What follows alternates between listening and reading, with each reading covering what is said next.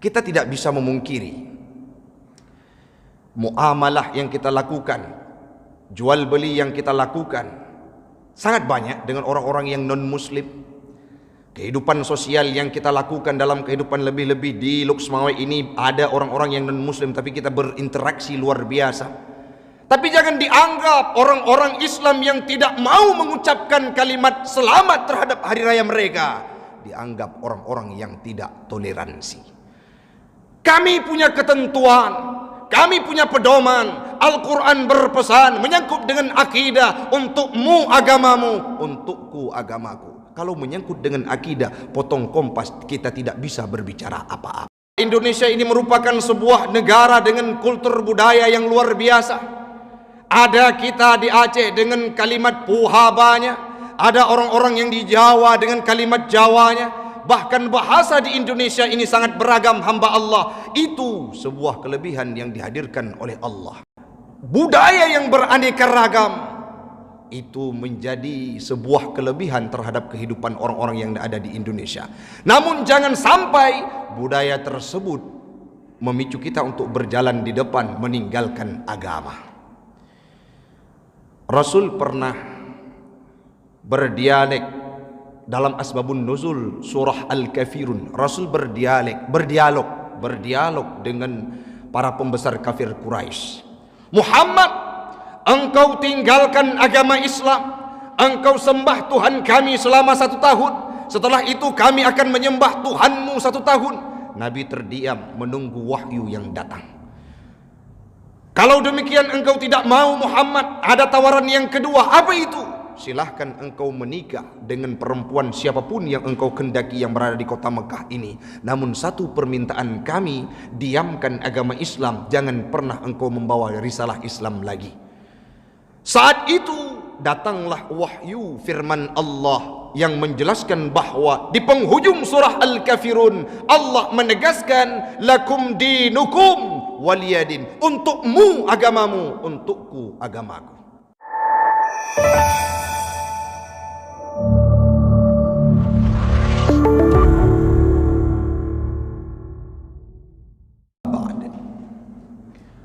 فقال الله تعالى في القرآن الكريم أعوذ بالله من الشيطان الرجيم بسم الله الرحمن الرحيم يا أيها الناس إنا خلقناكم من ذكر وأنثى وجعلناكم شعوبا وقبائل لتعارفوا إن أكرمكم عند الله أتقاكم إن الله عليم خبير. وقال تعالى في آية أخرى واعتصموا بحبل الله جميعا ولا تفرقوا الآية. Jamaah sedang solat maghrib sembari menunggu solat Isya sekeyakinan seakidah yang kami muliakan. Marilah di awal perjumpaan kita pada malam yang berbahagia ini kita memuja dan memuji Allah, empunya alam semesta, Allah yang telah menjadikan kita berbangsa-bangsa dan bersuku-suku, berbeda namun tetap sama dalam kalimah la ilaha illallah. Salawat dan salam keharibaan baginda Rasulullah sallallahu alaihi wasallam, seorang nabi yang diutus oleh Allah untuk mempersatukan umat-umat yang bercerai-berai dengan mendatangkan Islam melalui risalah beliau dan tangan beliau. Nabi pula lah seorang nabi yang sangat mencintai kehidupan berjamaah dan sangat tidak menginginkan setiap umatnya untuk berpecah belah. Salawat dan salam kepada al dan sahabat beliau sekalian yang telah berkontribusi tanpa henti untuk Islam agama saya, agama anda dan agama kita semua. Yang kami hormati guru kita bersama, Imam Syekh Masjid, BKM, Jamaah, sidang solat maghrib sembari menunggu solat Isya sekeyakinan seakidah yang kami muliakan. Hamba Allah, orang Syi'lun, izinkanlah kami dalam waktu yang sangat singkat ini untuk menguraikan tentang beberapa perihal yang menjadi pengingat bagi kita semua, khususnya bagi saya dan umumnya kepada jamaah sekalian. Kita sudah berada di penghujung tahun 2021. Banyak orang-orang yang berasumsi bahwa tahun miladiah ataupun tahun Masehi itu merupakan tahunnya orang Islam. Ini sebuah perihal yang harus kita berikan penjelasan kepada generasi kita di masa yang akan datang, kepada orang-orang yang tidak mengetahuinya, dan kepada siapapun yang berKTP-kan Islam. Kita harus sampaikan bahwa orang Islam hanya memiliki satu tahun, yaitu tahun Hijriyah. Dalam kehidupan beragama, saat kita berhadapan dengan budaya, jangan kita ikutkan budaya yang menyimpang ataupun budaya yang tidak sesuai dengan syariat Islam. Kalau syariat berkata A, budaya berkata B, kita pilih syariat, kita tinggalkan budaya.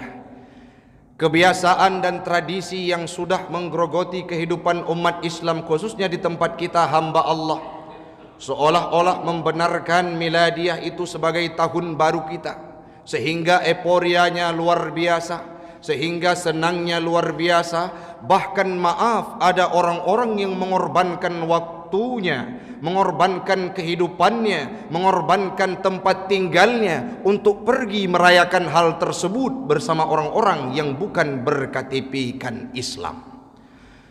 Kalau ini terjadi dalam kehidupan kita hamba Allah, maka ditakutkan akan berada kita di luar koridor Islam yang sudah dibawa oleh Rasulullah.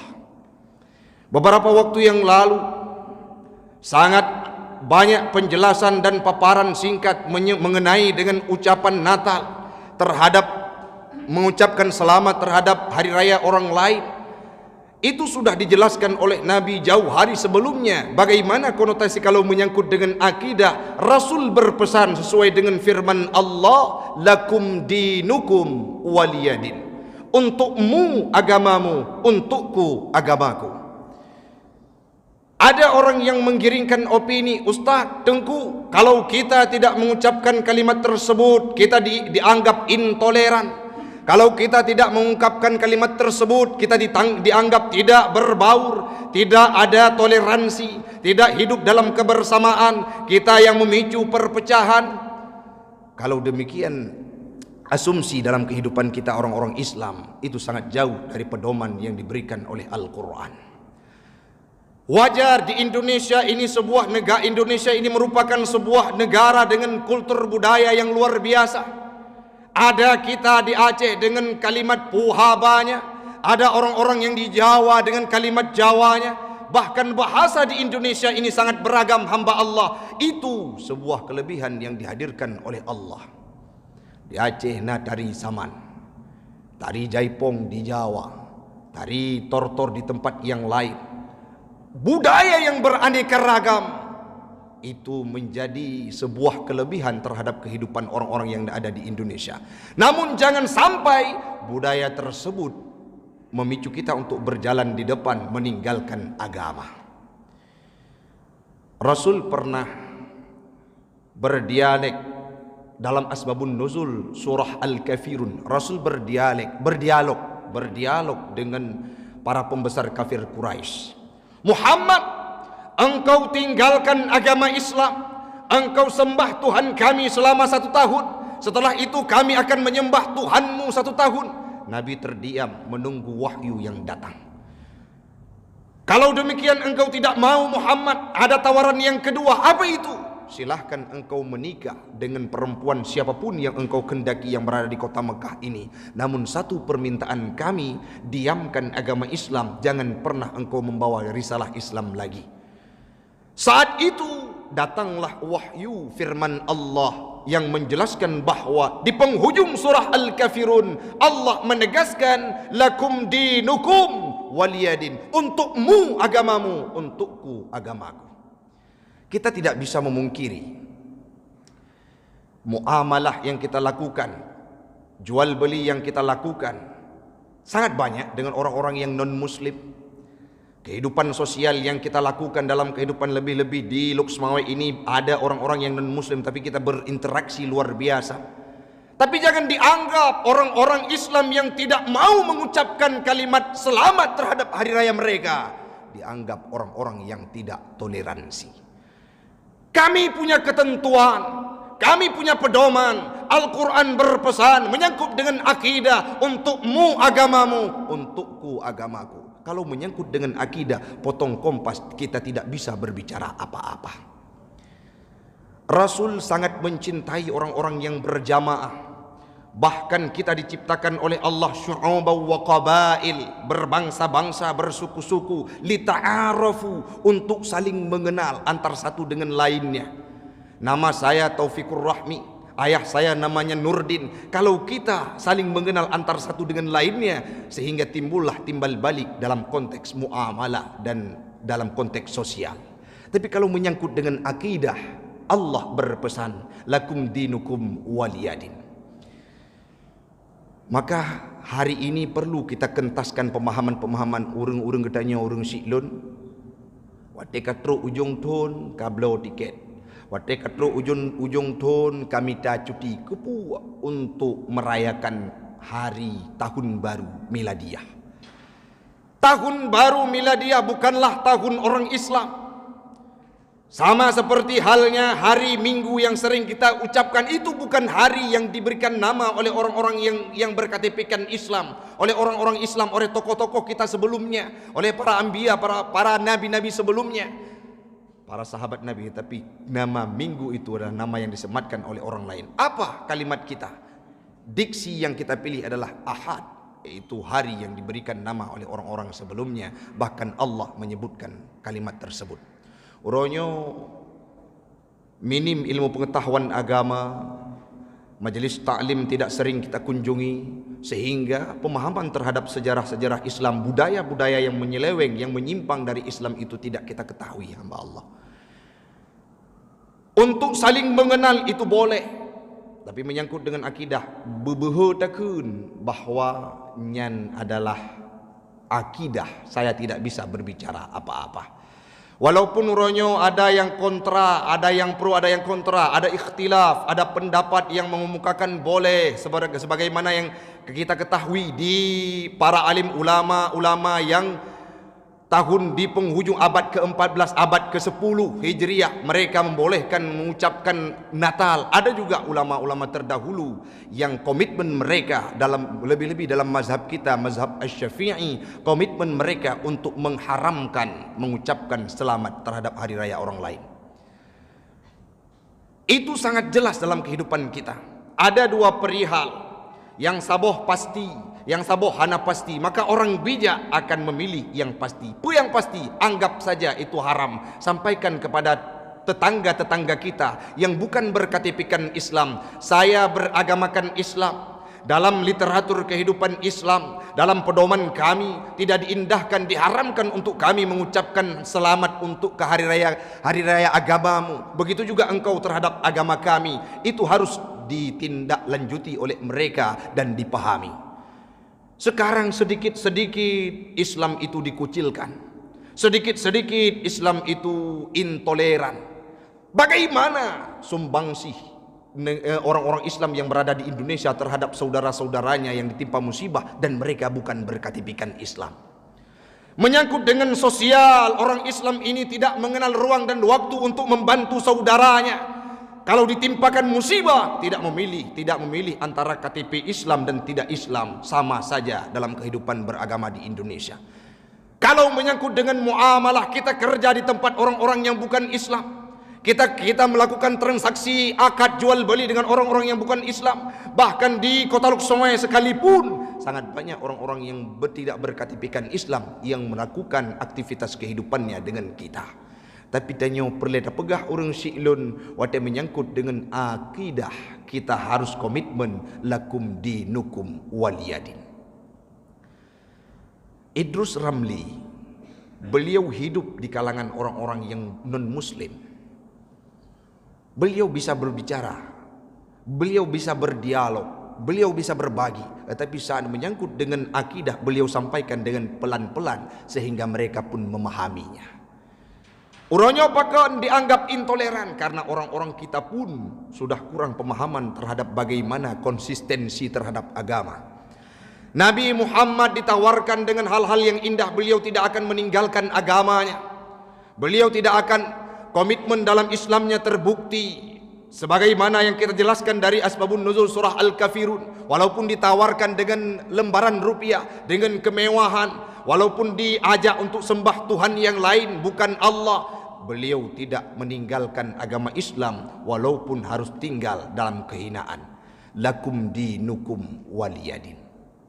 Maka orangnya orang Syi'lun, Islam adalah agama yang mempersatukan orang-orang yang bercerai-berai.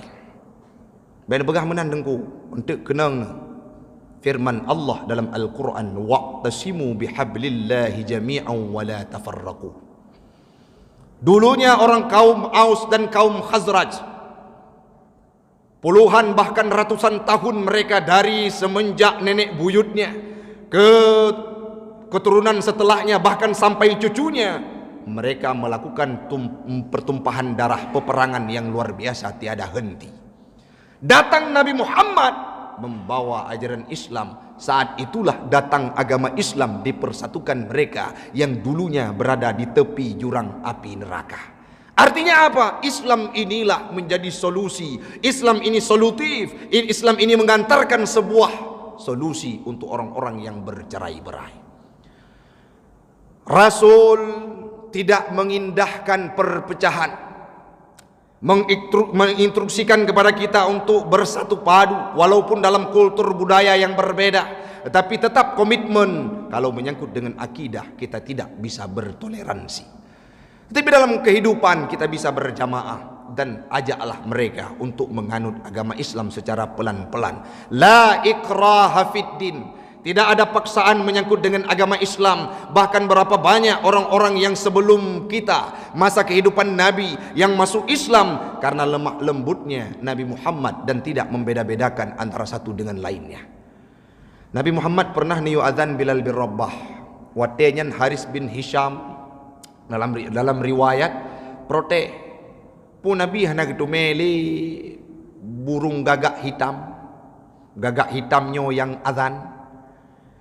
Nah juga asbabun nuzul surah Al-Hujurat ayat 13 yang menjelaskan bahwa Abi Hindin dinikahkan dengan anak-anak para bangsawan yang kulit Abi Hindin agak berbeda, budak, hamba sahaya, sehingga mereka protes dan menghina Abi Hindin, menghina Bilal bin Rabah. Geputreun ayat li Allah Ta'ala, berbeda warna kulit, berbeda ras, berbeda suku, berbeda bangsa, tidak menjadi pemicu untuk kita berpecah belah.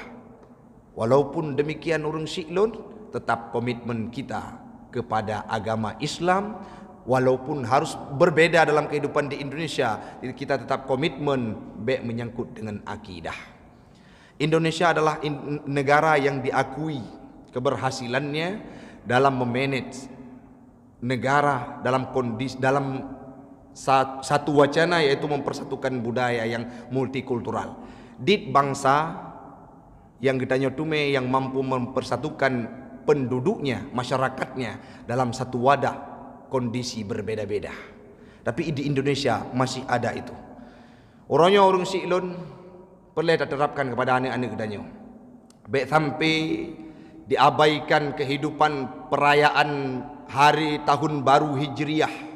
Tahun baru Hijriah apapun tidak dilaksanakan untuk memicu hadirnya tahun baru kita. Hijrah, bagaimana hijrahnya Nabi disampaikan dalam ceramah-ceramah, dalam tausiah-tausiah.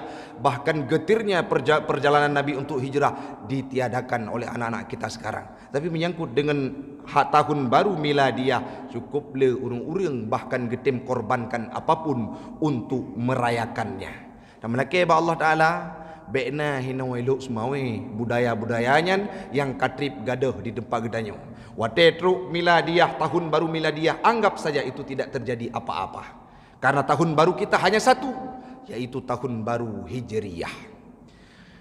Tengku kiban mafhum wa'tasimu bihablillahi jami'an wa la tafarraqu.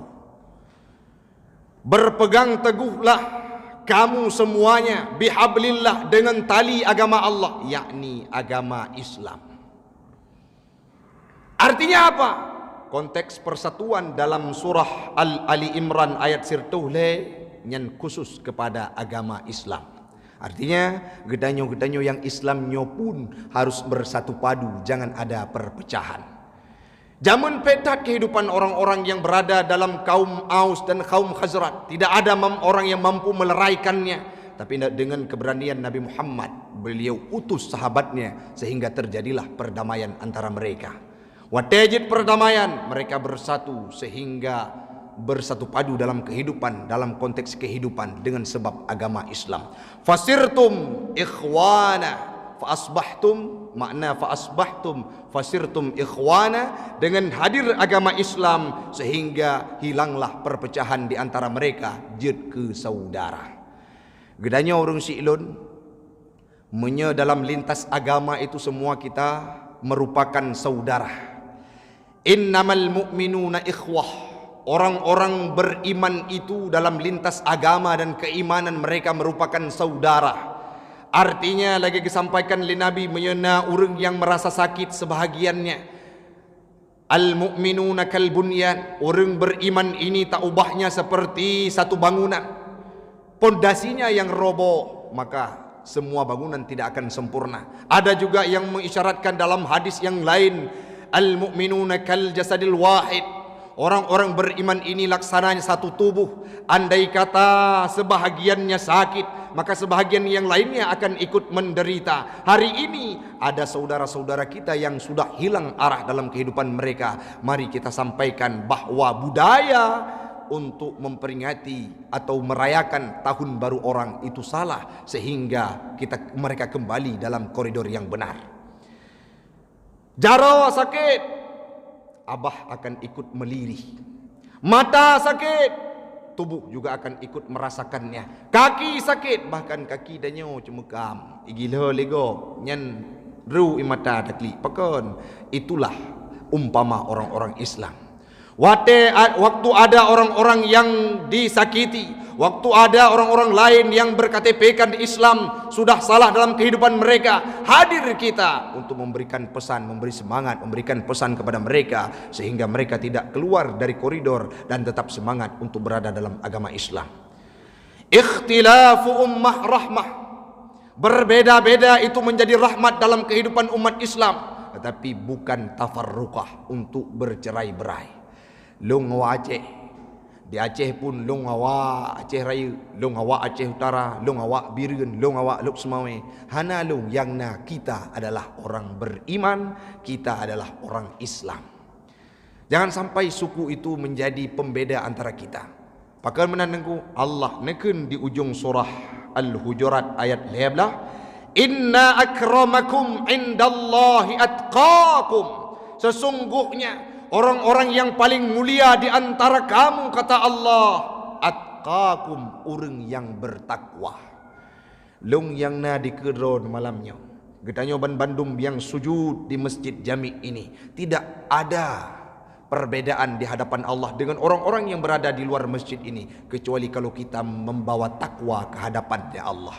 Maka barometer ya dalam kehidupan kita untuk membedakan antara kehidupan kita dengan orang lain di hadapan Allah hanya takwa yang kita miliki. Cukup hitam tubuh Bilal bin Rabah, cukup hitam orang Ethiopia, Afrika, bangsanya, keturunannya, tempat-tempat berasalnya Bilal bin Rabah, tetapi dengan segala kerendahan hati Nabi menyebutkan bahwa Bilal bin Rabah terdengar suara kakinya, kresek kakinya di dalam surga. Kenapa? Karena ketakwaan yang menjadi pembeda Bilal bin Rabah di hadapannya Allah. Maka orangnya hana puda pegah dong. Long pimpinan daerah baik macam-macam. Ituri lian ukmit, le wali santri yang mampu gesanjong long. Tidak ada menjadi pembedaan di hadapan Allah. Long kerja di kantor instansi pemerintah, saya dosen, saya kerja di tempat yang megah, saya ASN negara. Tidak menjadi pembeda di hadapan Allah. Hanya takwa yang kita miliki yang mampu membedakan kita di hadapan Allah. Hitam tubuh Bilal bin Rabah. Tapak gopnyan gedengar li Nabi dalam surga. Kelam tubuh Bilal bin Rabah. Tidak bisa mengumandangkan azan saat Nabi sudah meninggal wafat, meninggal dunia. Kenapa? Saking cintanya, saking rindunya terhadap Rasulullah. Bahkan wateg himpit dengan batai yang cukup raya oleh Umayyah bin Khalaf, rajanya, sayyidnya Bilal bin Rabah. Pergeun le Bilal bin Rabah. Boleh tubuh ini hancur wahai tuanku Umayyah bin Khalaf. Boleh tangan ini patah, boleh tulang ini retak, boleh darah mengalir menjadi nanak sekalipun, tetapi yakinlah kalimat ahad dan Allah itu esa akan tetap kuucapkan walaupun aku hancur. Bilal bin Rabah takwanya terhadap Allah luar biasa. Komitmennya dalam agama Islam walaupun disiksa, dianiaya, didera, beliau tetap komitmen dan istiqamah dalam agama Islam. Sehingga kemuliaan beliau dapatkan di hadapannya Allah. Orangnya tanya ngurung si ilun, mungkin, ya Allah, mungkinkah saya, anda dan kitanya Bandung merempok predikat lagi Bilal bin Rabah?